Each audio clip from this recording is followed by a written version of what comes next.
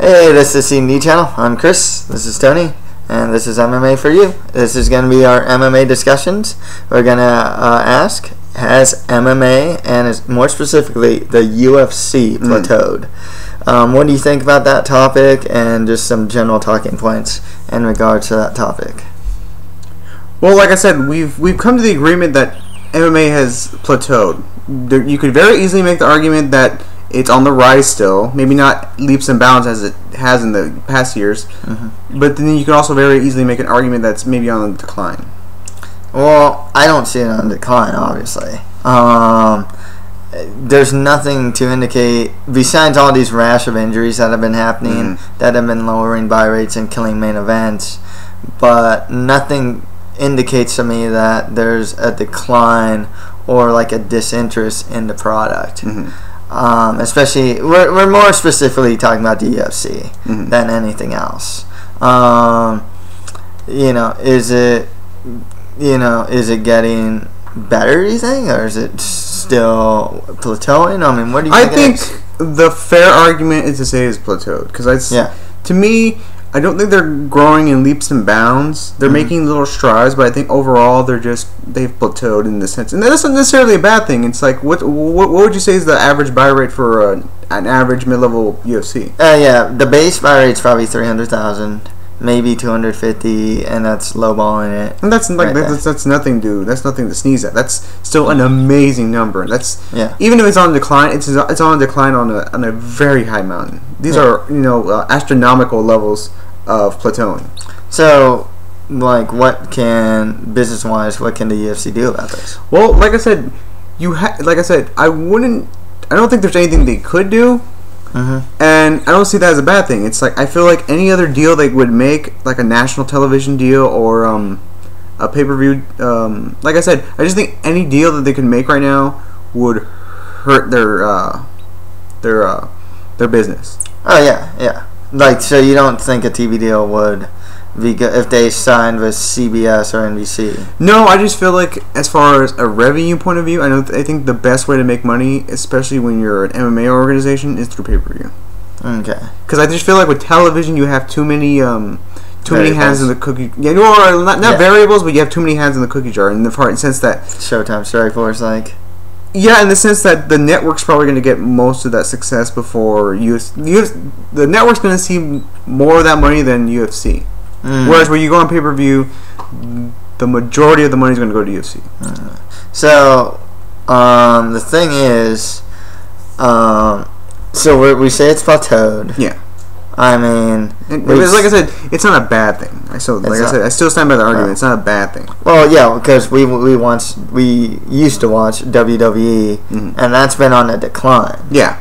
But then also, like, that's a bad thing. Unlike pro wrestling, I think MMA has been a consistent basis, whereas pro wrestling, especially in the 90s, it was a bubble. It was something we know that it couldn't last. It's like, it's like it was too much lightning in a bottle, whereas UFC seems like a consistent thing, where I think a lot of their success has been because of the right moves, whereas pro wrestling has been just a bunch of variables to things that just so happen to go right. Yeah. Well, one thing you got to consider too is, like, unlike with wrestling, with MMA, I mean, at the end of the day, it's just guys fighting. Yeah. I mean, that doesn't end. It's like shooting a ball through a hoop. At the end of the day, that's what it is. Yeah. With wrestling, there's storylines and whatnot, and those are forever changing. Yeah. One thing I've always thought about doing, especially from an like I said, maybe this is a moot point, and maybe you can just drop it if you don't feel like discussing about it. But it's like, I feel like more professional sports could also choose to benefit from pay-per-view. I just feel like with television, it's a 50-50 deal. As far as if you want to make money, you're gonna have to split that money with the television provider. Gonna have to. I've read too much stuff on, like, the big professional sports, NFL, NBA. And those things make way more money than boxing or the UFC makes in a year. I've read stuff on it, so. I just always thought that there's an interesting argument to the Super Bowl on pay-per-view. Well, when you have how many million viewers, ratings, ad money, ad revenue. I mean, those commercials don't come cheap. Yeah, but who's making most of that money? It's going to be it's like I said, a considerable amount, more than 50% is probably going to the network. I don't. Yeah, but that's of a lot of money. Yeah, I mean more than the UFC's making. Or it's like, would you want 40% of that national television money, or would you rather want 100% of pay-per-view money? But here's the thing: that those people that are watching free on TV are not going to order pay-per-view. That's the thing. We can't assume that. Mm-hmm. Do you see what I mean? Yeah, I just feel like, especially when you have like I said. I guess it also take into account it's in combat sport, so unlike boxing, like I said, like boxing, you can't really have your stars really perform on a weekly basis like you can with a football or a basketball or a baseball. You really can only see these guys at the very most maybe 3 times a year. Yeah, of course. And if you're gonna have that, I think the best way to go is with pay-per-view. Whereas television, I mean, honest to God, what are the big numbers that we've seen television wise from UFC? I've seen a 5.0 Tito versus Ken Shamrock. Oh, okay. But that was, and Kimbo Slice when he fought Roy Nelson was in the 5s, I believe. Otherwise, I mean, it's hard to discern TV because we're not seeing the top stars. The times we have, or draws, we've actually seen pretty good ratings. So I mean. We have to see if Brock Lesnar ever gets to fight on TV, which I don't think we'll ever see. Yeah, or GSP. We're never gonna really know what TV, what ratings they can get on TV. Okay. Yeah. So the other question is, UFC 100 was their peak pay-per-view buy. Got 1.5 million. With them plateauing, I mean, is this it? I mean, like, do you think they can ever attain 1.5 again? How much of effect was that with Lesnar? It was a combination of, like I said, the triple main event, Lesnar, GSP, and the Ultimate Fighter. Yeah. It's just, I think there's a good possibility that they can redo that again. It's like I said, it wasn't a fluke UFC 100. Yeah. I feel like everything came together. There's enough elements still to where you can get a UFC 100 buy rate. Yeah. Not with that said, I don't think you could do it without a Lesnar fight. Yeah. And with Lesnar, now that one thing we have to go is it is nearing the end of the Lesnar era, wherein when. Or do you really think that's true? Do you think if he came back that he'd still pull the same business? Oh. Well, what I mean is, like, I don't think he's gonna get any more people, I guess. Oh, okay. That's what I meant. Oh. I shouldn't have said that. Yeah, I should have reworded that. But it's like, before Lesnar came to UFC, the amount of viewers and the base number of pay-per-view buys were a certain number. When Lesnar came, it actually went higher and stayed that way. Yeah, because I still even feel like, yeah, if Lesnar comes back, he's going to have to get that one win before they do the championship match. But I feel like there's enough. I think the rematch would probably do better than their first confrontation as far as pay-per-view buys wise. So with MMA, we're saying it's plateauing. Could a star like John Jones potentially get him out of it, like a Stone Cold Steve Austin did for WWE? I don't think so. I like John Jones. To me, he's a great face for the company, but. Like I said, have you seen the numbers for his title fight? Yeah, it wasn't that high, but I mean, and what elements aside from a Rashad Evans fight do you see a big fight for him in the near future? I mean, the Rampage fight is going to be big, but like I said, I still think that's kind of. Here's the thing, though, with Jones. I mean, you can't expect him to be high to begin with. I think after defenses and stuff, and then beating people, then it's like, oh, this is someone I gotta watch. I don't think it's something that's gonna be right away. Yeah, but I just feel like when you want to make a big draw like that, you have to have you can't just have a dominant champion and then you expect people to draw. You can't expect to draw with just a dominant champion. You need. But he has a personality, though. You need the right personalities, but more specifically, you need the right dynamic. Okay, but the Rashad Evans dynamic, To me, that's the only big fight for Jones as far as interest wise. But that can go places. Yeah. Do you know? I mean, Rashad Evans versus Quentin Jackson actually reached 100 or 1 million pay-per-views. Yeah, and not because their personalities. Like I said, you could argue Rashad, maybe his personality is not. I just think the reason why that was so successful is the dynamic that they had between the two. Yeah. And I feel like with Jones, I just see the top guys in the division, and the only ones that have that kind of dynamic as far as personality-wise and that could create an interest would be Rashad Evans. Yeah. But that's not a bad thing, because what can you do with that? Okay, they have a fight, someone wins. The rematch can make a lot of business. The rubber match can make a lot of business. Yeah. Do you see what I mean? Yeah. So, I mean, that's not a bad thing. And that's not to say people aren't coming up either. And could you replicate the same success that Rampage and Evans had with Jones and Put him on the Ultimate Fighter, yeah. You think you could very easily replicate that success? Or do you just feel like... Do you think, A, that he has the charisma of a Quentin Rampage Jackson, and B, do you feel like they have that much of a dynamic? I think, well, they've already started beef online. I've read a lot about it. Jones does have a unique charisma. I mean, this is a guy that's on Jay Leno. He's in Bud Light commercials. I mean, this guy's getting a lot of exposure. He's in Spike TV's like Guy's Choice Award presenter. This guy's getting a lot of exposure. I mean, but like I said, aside from that, is that on a Lesnar kind of level? Well, does it have to be on a Lesnar level? Well, like I said, I guess you're just comparing. We were just talking about Lesnar, and we're talking about how he could be the next. Here's the thing, it's one of those, I don't know how far he can go. I think he can go pretty far. I think he can go to maybe a GSP level, maybe exceed that. But aside from maybe, inching out GSP, I think that's his limit. That's huge. That's really big for anyone. It's a huge deal, but at the same time, it's not a Lesnar. No. It's not a Lesnar low. No. And we can't. That's like expecting everyone to be Muhammad Ali. Yeah. Everybody, it's just not gonna happen. Yeah. I mean, but to reach that type of height is a really good thing. One thing that I recognize with the plateau is you're talking about a sport that isn't even legal in every state. You're talking about a sport where fighters haven't come in that started training when they're 5 years old. I mean, I just, even though I do feel it plateaued now, I mean, I don't think that it's going to stay this way, for a super elongated time. And even if it does stay this way, it's not a bad thing. Yeah.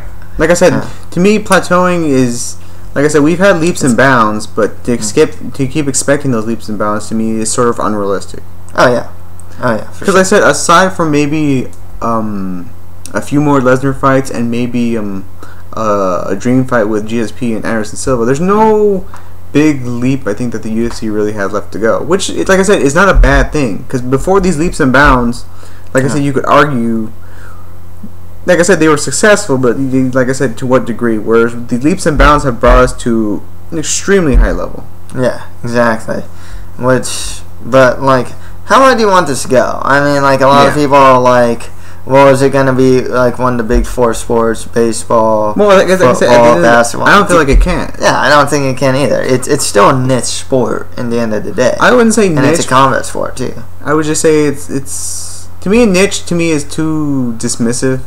Okay. Yeah, I think those are mainstream sports, and I think just, to me, being on a bottom tier to me isn't that bad. Yeah. Like I said, I mean, it's reached cultural relevance. People recognize it in the culture. It's not like bull riding or something that is just so unknown. Yeah. And no offense to bull riding if you like bull riding. I'm just saying. It's just one of those things where it's like people recognize the sport, people recognize the moves, people recognize some of the fighters. They know the name UFC. They're starting to recognize what MMA is. Gyms are popping out all over the place. Brazilian Jiu-Jitsu gyms all over the place. MMA gyms all over the place. So, Yeah. Well, like I said, I guess we could go back to the discussion of the decline. It's like, what elements do you think would have to take into account for a decline? Like a bad TV deal, or just a rash of injuries ruining main events. Well, what would like I said, plateau? I think we've agreed that there's a plateau. And like I said, with all these rash of injuries, it still hasn't hurt the plateau, in my opinion. Yeah, no, not at all. What would you feel like it would take to make them go to a decline? It'd take a lot. At this point, it'd take a lot. I mean, it'd take nothing for the UFC, especially to be declining. It would take a lot. A lot of journals want to put like, oh, the sky is falling with the UFC. They're not building any new stars. Well, which is actually untrue. Yeah, they've done a fantastic job building stars. Come on, Cain Velasquez, Junior Santos, Frankie Edgar, Gray Maynard, John Jones are all main eventing. New faces are main eventing. Phil Davis was supposed to main event. They're making these stars. Yeah. I don't know how else to say it. And not just that, the way the sport works is that new stars make themselves. Yeah, it lends itself to making new stars because naturally people are going to win. Yeah, exactly. The original question was, what would it take for it to decline? Yeah. I mean, it'd take nothing short of a scandal, the death of Dana White, maybe. Yeah. I mean, honestly, it's gonna take a lot. I mean, it's gonna take like a Benoit scandal. But do you think maybe like a bad business television deal? Because I feel like they have a lot of visibility being on Spike, but I just feel like with their current TV deal, I think they could potentially make a bad television decision. I guess. I mean, they're thinking there are rumors that they're gonna buy G4. Or like more than half the shares, so to be owners of G4. The problem is, the weird thing is right now, I mean, they're on like Ion sometimes, there's Versus and Spike, which are not available in a lot of markets. It'd be one thing for them to have their own network just so that there isn't so much like, oh, there's a UFC on. Oh, it's on Versus. I don't have Versus. Or like people don't even know it's on Versus. Well, here's another thing. As long as we're talking about television, do they? Like I said, at this point, they needed the television to get to this point. But at this point, do you really feel like they need television? Like to me, it's enough. To me, it's enough to build interest with their commercials. I think that's what I feel like. I think it won't hurt. How about that? Yeah, and then also, like I said, the Ultimate Fighter has proven to make a successful fight more successful. Yeah. Well, one thing that's cool with television is like there's probably a lot more they'd be able to do with television than we can think. We only think of the Ultimate Fighter. We only think of countdown shows. I mean, we can have like Sports Center type shows for MMA and the UFC. There's so much you can actually do that we don't really know. Yeah, I guess, but it's just I feel like a lot of their abysmal decisions come from boxing, and it's like, what has boxing done on television to help build a pay-per-view? And the only thing I can think of is the HBO/Showtime 360 specials. Yeah. That's all I can think of myself. I think TV will just get it, to reach more of a broader audience, first of all. Yeah, I think television, it helps, but I don't think, like I said, I don't think it's going to help them make leaps and bounds. I feel like television is the difference between a 750 pay-per-view buy rate and a million buy rate. That's 250,000 more. That's actually pretty huge. That's a lot, but it's like I said, it's not the end of the world. They take a bad TV deal. Yeah. Well, it's not a sky is falling scenario, basically. Yeah. Oh yeah, of course. Yeah. So yeah. Do you have anything else, or? No. Like I said, I feel like we really need to drive home the fact that plateauing is not a bad thing. They're on a huge plateau. They're on astronomical, working astrological level of plateau. Not necessarily a bad thing. Yeah, exactly. and the sky is not falling for them either. Yeah, I don't. Like I said, I don't think they're ever going to be on the level of an NFL or an NBA or or baseball, just because it doesn't lend itself to weekly television. It just you're going to see GSP on a week basis. You're just going to see maybe 3 to year, and that's about it. Yeah. And then they're not on a decline like say wrestling is, or something else. Yeah. Yeah. Cool. All right. Yeah. So that's it for this MMA discussion. This is MMA for you.